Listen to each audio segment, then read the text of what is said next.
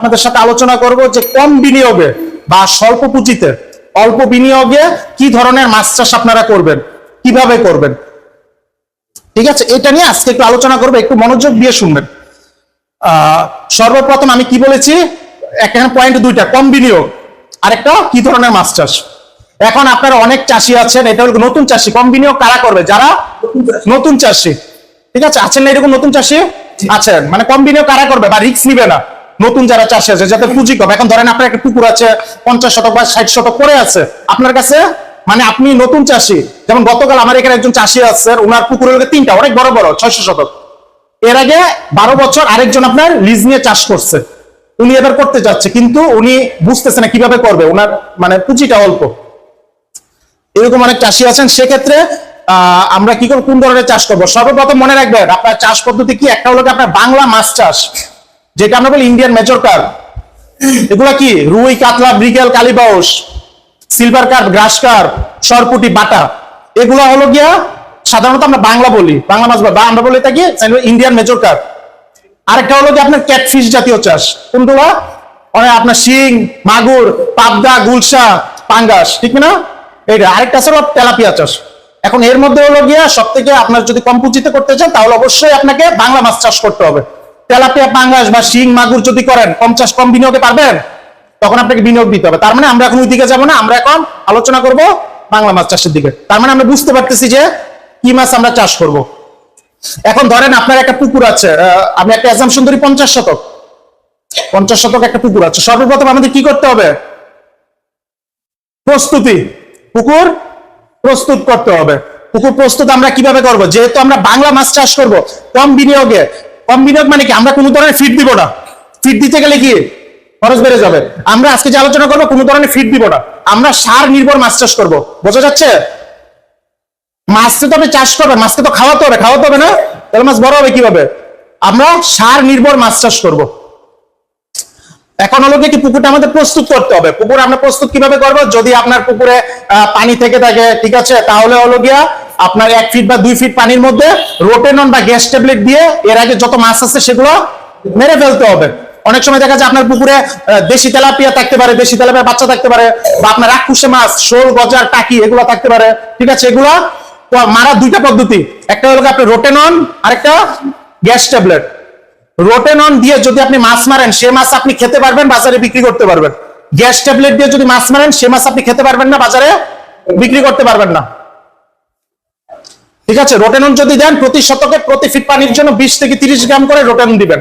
আর gas tablet যদি দেন প্রতি শতকে প্রতি ফিটের জন্য 1টা করে গ্যাস ট্যাবলেট দিবেন। দিয়ে মাছগুলো মেরে ফেললেন। তারপর এই যে বিষগুলো আপনি দিলেন, এই বিষ দেওয়ার পর সাথে সাথে কিন্তু মাছ ছাড়া যাবে না। বিষক্রিয়া কিন্তু প্রায় 7 থেকে 8 দিন থাকে। ঠিক আছে, মাছটা আপনি মারলেন, মাছ মারার পর হলো গিয়ে আপনি 1 থেকে 2 দিন পর পুকুরে চুন দিবেন। বোঝা যাচ্ছে? মাছ চাষে চুনের বিকল্প নেই। চুন দিবেন। চুন কতটুকু দিবেন? প্রতি শতকে 1 কেজি করে চুন দিলেন। চুন দেওয়ার 4 থেকে 5 দিন পর আপনি পুকুরে সার দিবেন।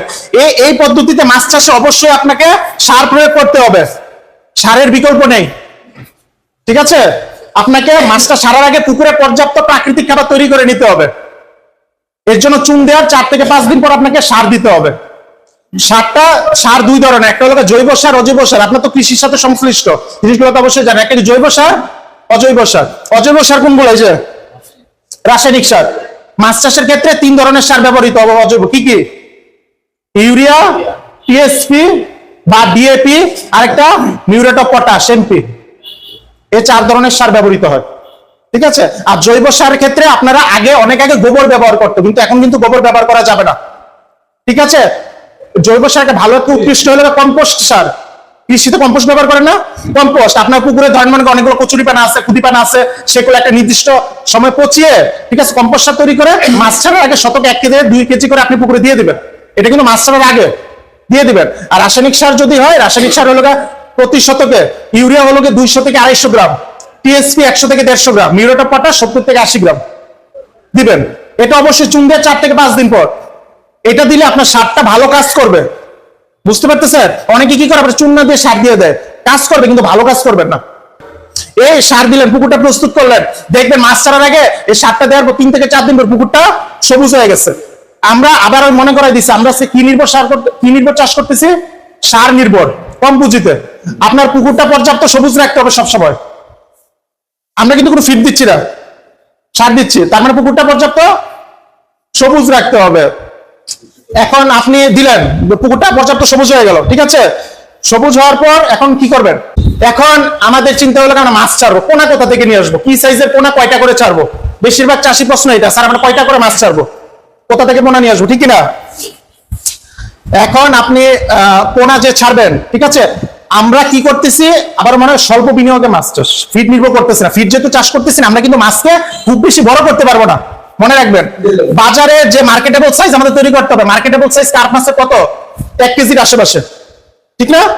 1 কেজির আশেপাশে আমাদের তৈরি করতে হবে। কাতলা 1 কেজি করলে হবে?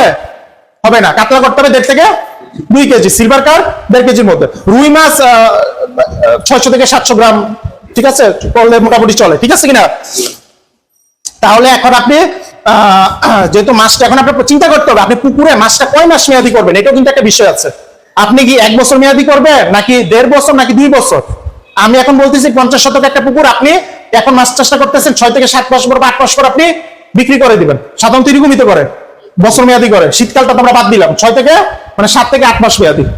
7 থেকে 8 মাস মেয়াদি মাছটা যদি বড় করতে চান এবং কম বিনিয়োগ অল্প খরচে করতে চান, তাহলে কি আপনাকে একটু ছোট পোনা আনতে হবে, কারণ বড় পোনার দাম একটু বেশি না, ঠিক কিনা? আজকের এই চাষাবাদের সাথে আপনি যদি ফিড নির্ভর বা বাণিজ্যিক চাষের তুলনা করলে কিন্তু হবে না। বাণিজ্যিক চাষ বা ফিড নির্ভর করতে হলে কিন্তু আমি এই পদ্ধতি বলতাম না, তখন কিন্তু পদ্ধতি আরেকটা হয়ে যেত। যেহেতু কম বিনিয়োগে করতেছি, আমরা টাকা কম খরচ করবো, তার মানে একটু ছোট সাইজ মাছ নিয়ে আসবে। ছোট সাইজ কি বেশি ছোট আনলে হবে না, কেজিতে 20টা থেকে 25টা পুরোনো চাপের পোনা, গত বছরের পোনা, গত বছরের বাংলা মাছের পোনা কেজিতে 20টার মতো, 20 থেকে 25টা। আরেকটা জিনিস মনে রাখবেন, বাংলা মাছের ক্ষেত্রে ধারণ ক্ষমতা আছে পুকুরের শতকে 30 থেকে 40 কেজি, এর বেশি বাংলা মাছ আপনি উৎপন্ন করতে পারবেন না। পাঙ্গাস আমরা শতকে 200, 250, 300 কেজি করে চাষিরা, তেলাপিয়া 80-90 কেজি করে, ঠিক কিনা? শিং মাছ 200, 250 কেজিও করে। বাংলা মাছ 30-40 কেজির উপর পারবেন না, ঠিক আছে। ধরেন আপনার পুকুরটা এভারেজ একটা পুকুর, ঠিক আছে, আপনি 30 কেজি করতে পারবেন সর্বোচ্চ। এখন প্রতি শতকে যদি 30 কেজি আপনি করতে চান, এভারেজ যদি 1 কেজি করে গড়ে করতে চান, তাহলে কয়টা মাছ করছি? এই 30টা মাছ, 25 থেকে 30টা মাছ। কথা কি বোঝা যাচ্ছে? 25 থেকে 30টা মাছ, কেজিতে 20টা থেকে 25টা নিয়ে আসলেন। এখন কোথা থেকে পোনাটা নিয়ে আসবেন? অবশ্যই আপনি আশেপাশ থেকে যদি বাংলা মাছের পোনাটা নিয়ে আসেন, আপনি নিজে গিয়ে চেক করে নিয়ে আসবেন সে যে পুকুরে মাছ চাষটা করতেছে, যেভাবে লালন করতেছে, তার লালন পদ্ধতিটা কেমন। কারণ ছোট মাছ তাকে হলো মাছা, আপনারা যারা আপনার মারা আছে, যখন বাচ্চারা হয় তখন কি করে, তাকে খুব টেক কেয়ার করে না, খিচুড়ি খাওয়ায়, কত কিছু খাওয়ায় না, খুব যত্ন সহকারে তাকে লালন পালন করে বড় করে। মাছের ক্ষেত্রে হচ্ছে ছোট মাছকে বড় পর্যন্ত আপনি যে মাছটা নিয়ে আসবেন, এতটুকু পর্যন্ত তাকে কি ধরনের লালন পালন করা হয়েছে। আপনি ধরেন 2টা চাষি পুকুর দেখছেন, 2টা চাষি পুকুরে, একটা চাষি পুকুরে একটু কম দামে পাচ্ছেন, আরেকটা চাষি পুকুরে একটু বেশি দামে পাচ্ছেন। বেশি দামে পাচ্ছেন কারণ কি? সে তো মাছটাকে ভালোভাবে লালন পালন করছে, ঠিক আছে। ওইটা নিয়ে আসবেন। মাছের কালার দেখবেন কেমন, মাছের কালার কিন্তু বড় জিনিস। যে পুকুরে ভালো মানের খাবার খায়, মাছের কালার চিকচিক করবে। ভালো মানের পোনা ভালো চাষি থেকে নিয়ে আসবেন। নিয়ে আসার পর শতকে কয়টা ছাড়বেন আমরা বলছি। এখন কি কি ধরনের মাছ ছাড়বেন, এটা একটা বিষয়। আচ্ছা, আবারও বলে রাখি, এটা হলো কি আমরা কি সার নির্ভর মাছ চাষ করতেছি।